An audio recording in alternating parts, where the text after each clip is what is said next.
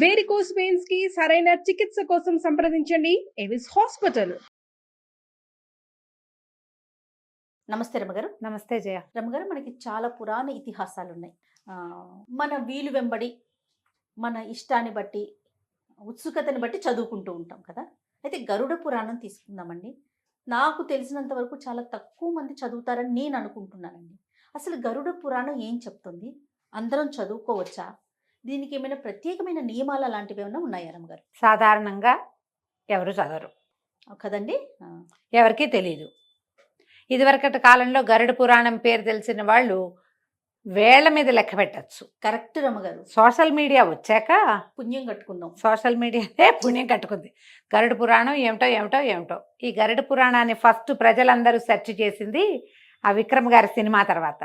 అదేమిటో ఆగంతకుడో కాదు, ఏమిటో దాని పేరు, అనియన్ సినిమా, అదే అపరిచితుడు సినిమా తర్వాత గరుడ పురాణం అనేది ఒక ప్రత్యేకమైనది ఒకటి ఉందని సామాన్య ప్రజలకి తెలిసింది. అంతకుముందు తెలిసిన సమాజం ఉన్నా అది చాలా చిన్నది, అందరికీ తెలియదని నేను అనలేను. కొద్ది మందికి తెలుసు, అతి కొద్ది మందికి మాత్రమే తెలుసు.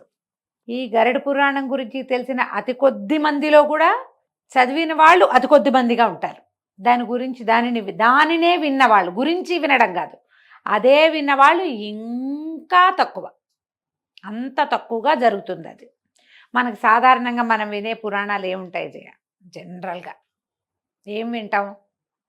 ఏదో ఈ కార్తీక పురాణం అందరూ వింటారు, మాఘ పురాణం కొంతమంది వింటాం, స్కాంద పురాణము, పద్మ పురాణంలో ఉన్న రకరకాల గాథలు వింటూ ఉంటాం. ఇప్పుడు మనకి ప్రవచనాలు పెరిగి ఏమంటారు, సోషల్ మీడియా పెరగటం వల్ల మనం అష్టాదశ పురాణాలు ఏదో ఒక సందర్భంలో వినగలిగే అవకాశం మనకి లభిస్తోంది ఇవాళ రేపు. ఒక్కొక్కసారి ఏమవుతుంది, 2-3 వేరు పురాణాలు విన్నామనుకో, అందులో కథలు ఇందులో కథలు అందులో డిఫర్ అయినట్టుగా కనిపిస్తుంది. అందులో శివుడు ఎక్కువగా, ఇందులో విష్ణువు ఎక్కువగా, ఇందులో ఇంకొకరెవడో ఎక్కువగా, అట్లా కూడా కనపడుతుంది. ఈ కన్ఫ్యూజన్ వల్ల ఈ మొత్తం పురాణాలన్నీ తెలుసుకోవాల్సిందేనన్న భావాల కంటే పురాణాంతర్గత గాథలు వినటమే మనకి కద్దు అలాగే కనపడుతుంది. ఇప్పుడు మనం చెప్పుకోబోతున్నటువంటి గరుడ పురాణము మహావిష్ణువు చేత ఆయన వాహనమైన గరుత్మంతుడికి చెప్పబడింది. ఇందులో ఇది పూర్తిగా అని అనలేం, కానీ ఇందులో ఎక్కువ భాగం మానవుల జన్మలు, మరణము, జనన మరణాలు, జననానికి ముందు జరిగేది, మరణానికి తర్వాత జరిగేది, ఈ మధ్యలో వీళ్ళు చేసిన క్రియాకలాపాల తాలూకు శిక్షలు, కర్మానుభవాలు, దాన్ని ఎట్లా అనుభవించాలి అనేటువంటి రకరకాల వ్యవహారాలని ఇందులో చెప్పారు. ఓకే. జన్మాంతరమైనవి కూడా ఏ పాపాల వల్ల ఎలాంటి శిక్షలు పడతాయి, నరక ద్వారం, దానికి వెళ్ళే దారి, ఎలాంటి దౌర్భాగ్యపు పనులు చేసిన వాళ్ళు ఈ నరక ద్వారంలో ఉన్నటువంటి, దక్షిణ ద్వారంలో ఉన్నటువంటి వైతరణిని దాటాల్సి వస్తారు. వైతరణి అనేది ఒక నది, చీము నెత్తురుతో దుర్గంధభూయిష్టంగా ఉంటుందిట. దాన్ని ప్రతి జీవుడు దాటవలసిందే. పాపకర్ముడైన వాడు దీన్ని దాటాలి, ఎలాంటి పాపాలు చేసిన వాడు దీన్ని దాటుతాడు. ఇలాంటి విషయాలన్నీ ఇందులో చెప్పబడ్డాయి గరుడ పురాణంలో. ఇప్పుడు మరణానంతర విషయాలు అవటం వల్ల ఇది జీవుడు, మనము ప్రతిరోజు ఎల్లప్పుడూ వినవలసినవి, చదవలసినవి కాదని దీని మీద ఏదో చిన్న నిషేధం ఉన్నట్టు కనపడుతుంది. ఓకే. ఎవరికి నువ్వు చచ్చిపోయాక అది ఏదో అవుతావు అంటే వినడానికి ఇష్టం ఉంటుందమ్మా? ఉండదు కదా. ఉండదు. అసలు సాధారణంగా మనం ఎట్లా ఉంటాం, మనుషులు మన ఇంట్లో అద్దెకున్నారు, ఎవరో చనిపోయారు, వెంటనే బయటికి పెట్టేయాలనుకుంటాం. మరణాన్ని అంత అపవిత్రంగా భావిస్తాం. ఆ బాడీ మన ఇంట్లో ఉంటే అదేదో మన మీదకే వచ్చేస్తుంది అనుకుంటాం, కీడనుకుంటాం. ప్రజలకి ఇలాంటి భావాలు ఉంటాయి చూడు. అవును. ఊళ్ళల్లో, పల్లెటూళ్ళలో బాడీని వెళ్తుంటే గోడకి పసుపు పేడ రాస్తారు, గోడలకి, వాకిలి గోడలకి. ఆ కీడు మన ఇంట్లోకి రాకుండా. మరణం అంటే భయం ఉంటుంది మనకి. అలాంటిది మరి మరణం తర్వాత జరిగేవి పైగా నువ్వు ఇది చేసావు కాబట్టి నీకు అది వస్తుంది, ఇలాంటివి వినడానికి ఎవరికి ఇష్టం ఉండదండి. సహజంగానే వినకూడదని ఇలా ఇలాంటి భావాలు కూడా ఉన్నాయి. ఇప్పుడు మన జీవితం, మన నిత్యకర్మలతో పాటు ఏదో ఒక మంచి మాట కాసేపు వినగలిగే పరిస్థితే ఉంది, కానీ పురాణాలన్నీ వినేందుకు ఖాళీ ఏది లేదు. కాబట్టి ఈ ఆటే అవసరం లేని ఈ వ్యవహారాన్ని, బాగా భయపెట్టే అవకాశం ఉన్న ఈ వ్యవహారాన్ని కొంచెం తక్కువ వినేందుకే అవకాశం ఉన్నది. అట్లాగే జరిగింది. గరుడ పురాణంలో 18,000 శ్లోకాలు ఉన్నాయట. ఇందులో నేను చెప్పిందే చాలా ప్రధానమైన అంశం. ఇందులో మంచి చెడు పాపం పుణ్యం ధర్మం ఏది అని నిర్వర్తించాలి, మానవుడైన వాడు ఎట్లా ప్రవర్తించాలి, ప్రవర్తనా నియమావళంతా ఉంది. ఉన్నా కూడా ప్రముఖంగా తెలిసిందేమిటి, మరణానంతర భయం. అంతే, అవి ఎక్కువ ఉన్నాయి. అందుకని తక్కువ చదువుతారు. దీన్ని సాధారణంగా ఎవరు ఎప్పుడు చదువుతారని చెప్పుకోవాలంటే, ఎవరింట్లో అయినా మరణం సంభవించినప్పుడు 4వ రోజున మొదలుపెట్టి 12వ రోజు దాకా రోజు ఈ గరుడ పురాణ శ్రవణం చేస్తారు, చెయ్యొచ్చు.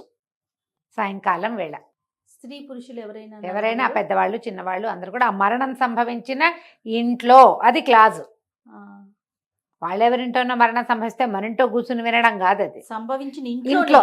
ఆ ఇంట్లోనే ఎవరైనా పురాణకర్తతోటో ప్రవచనకర్తతో మనలాగా కొంచెం చదవగలిగే వాళ్ళతోటో ఆ ఇంట్లోనే ఒకరు పెద్దవారు చెప్తుంటే మిగిలిన వాళ్ళు వినే రకంగానో 4వ రోజున మొదలుపెట్టి 12వ రోజు దాకా వినిపించే పద్ధతి జరిగేదట. ఇదివరకు ఎప్పుడో మధ్యలో ఎప్పుడో పోయి ఉంటుంది అది. ఇది అన్ని జాతుల వాళ్ళు వింటారా అంటే అలా కనపడదు, అట్లా కనిపించదు. కాకపోతే ఇప్పుడు ఒకరింట్లో మరణం సంభవించినప్పుడు వారింట్లో చుట్టుపక్కలతో పాటు సేవకులు దాసులు అందరూ ఉంటారుగా, అందరూ వింటారు. ఆ మరణ భయాన్ని స్వయంగా పక్క నుండి అనుభవించిన వాళ్ళు ఉంటారు, మరణ దుఃఖాన్ని, వాళ్ళంతా వినొచ్చు. క్రమంగా ఆ దుఃఖం నుంచి బయటపడడానికి ఇది సహాయం చేస్తుంది. మనకు ఒక ప్రఖ్యాతమైన వాక్యం కూడా ఇంకోటి చెప్పబడుతుంది. గరుడ పురాణం ఇంట్లో వినకూడదు, ఇంట్లో చదవకూడదు, చెట్టు కిందే చదవాలి అంటారు. చెట్టు కిందే చెప్పాలి. అలాంటి కూడా ఒక నియమం. అది ఇళ్లలో చెప్పుకునేది కాదు, చెట్ల కింద చెప్పుకోవాలి. చెట్టు కింద కూర్చుని ఆ పుస్తకం చూసి చదువుకోవాలి. అంటే దీన్ని బట్టి ఎవరు పడితే వారు ఎక్కడ పడితే అక్కడ చదువుకునేది కాదు, దీనికంటూ ప్రత్యేకమైన నియమాలు ఉన్నాయి, అంతే కదా రమ్మ గారు? ఖచ్చితంగా. ఇప్పుడు ఈ ఎవరెవరు యమద్వారాలకి వెళ్తారు, ఎవరెవరికి ఎలాంటి శిక్షలు, ఏ తప్పు చేసిన వాళ్ళకి ఏ శిక్ష. ఇటీవల మనం కార్తీక పురాణంలో కూడా చెప్పబడినాయి శిక్షలు కొన్ని. ఒక అధ్యాయంలో, చివరి అధ్యాయాల్లో ఒక దాంట్లో కార్తీక పురాణంలో కూడా చెప్పారు ఇలాంటి శిక్షలు పడతాయి. ఈ తప్పులు చేయకుండా ఉండండి, ఈ పొరపాట్లు చేయకూడదు. చచ్చిపోయాక ఆ జీవుడికి తెలిసేదేం లేదు. అతని చుట్టూతా బతికున్న వాళ్ళంతా మిగిలిన వాళ్ళు అది తెలుసుకుని కొంచెం జీవితాన్ని మార్చుకునేందుకు అవకాశం ఉంటుంది. కాబట్టి అలాంటప్పుడు చెప్పబడేదట. ఇప్పుడు ఆ గరుడ పురాణాన్ని సెర్చ్ చేసి అదేదో చదివితే గానీ కుదరదన్న భ్రమలోకి వెళ్ళకండి, అక్కర్లేదంతా. ఎక్కడైనా ఒక వాక్యం వినేందుకు అవకాశం వస్తే ఆ చెవిని వేసుకోండి. ఆ పుస్తకం తెచ్చుకుని ఇప్పుడు PDF డౌన్లోడ్ చేసి రోజు కాసేపు చదువుదాం, ఏమవుతుంది, ఏమిటి అవుతుందా, ఏమైనా ఎందుకు అవుతుంది, ఏమైపోదు. ఏది జరగాలని ముందుందో అదే జరుగుతుంది. నువ్వు ఈ పుస్తకం చదవటం వల్ల నీకు అదనంగా వనగూడే ప్రయోజనం అయితే పెద్దగా ఏం లేదు. మనం ఎన్ని విన్నా ఆ క్రియ చేసేటప్పుడు చేసేస్తాం, అంతే. అలాగే జరుగుతుంది కదా. ఇది పవిత్రమైనది, భగవంతుడు తన వాహనుడైనటువంటి ఈయనకి చెప్పిందే, గరుడుడిది. అది అపవిత్రమైంది, దాన్ని ఇంట్లో కూడా పెట్టుకోకూడదు, అవేం లేవమ్మా. అదొక పుస్తకంగా మీకు లభించింది అనుకోండి, ఉంచండి ఇంట్లో ఓ పక్కన.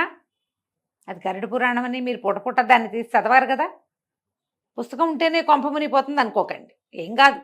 పుస్తకం ఉండటం వల్ల భగవద్గీత ఉన్నట్టే అది కూడా ఉంటుంది మన ఇంట్లో. అష్టాదశ పురాణాలు ఉంటే అందులో ఇదొకటి, ఇది కూడా ఉంటుంది.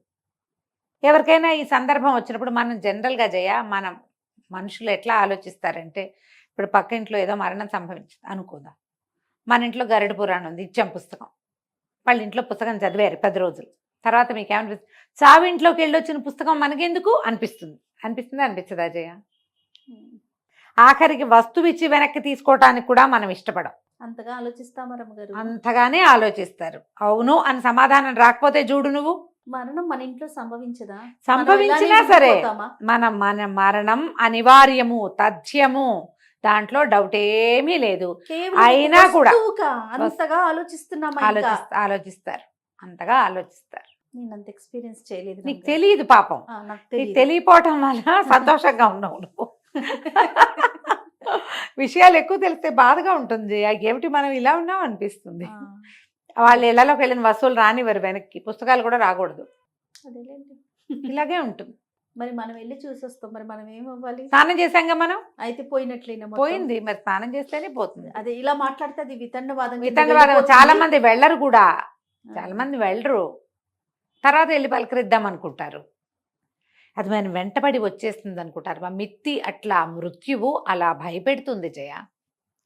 దాన్ని తప్పనలేం మనం. అదేలే రమ్మగారు. ఇప్పుడు ఆ విపరీతపు ధోరణి సమర్థించను లేము, ఆ, తప్పని అనలేము. చెప్పలేము. అది అది నేను అనేది కరెక్ట్. అలా కాదు అని అనలేం మనం. వాళ్ళ ఎవరి ఇది వాళ్ళది, ఉమ్. అంతే. ఇక వదిలేయటమే, లోకం ఇలా ఉంటుందని అనుకోవాలి అంతే. అందులో మనం ఉన్నాం కాబట్టి. అందులో మనం కూడా ఉన్నాము. ఏ ఏ సందర్భాల్లో మన ఇంట్లో ఎవరికైనా అనారోగ్యంగా ఉందనుకో, అది కూడా ఒక పాయింట్. అప్పుడు అది తెచ్చాం, వీళ్ళకి ఎందుకే ఇలా అయింది, అలాంటివి వస్తాయి. అది తెచ్చారు, వీళ్ళు ప్రాబ్లం వచ్చింది, మృత్యువు మన వెంట పడింది అనుకుంటాం. వెంట ఎలాగో పడుతుంది, అది వెంట పడుతుంది అంతే. ఇక అది అయినా సరే మనము దారిపోయేదాన్ని మనం ఎందుకు తెచ్చుకోవాలి అదే అనిపిస్తుంది. అదే అదే.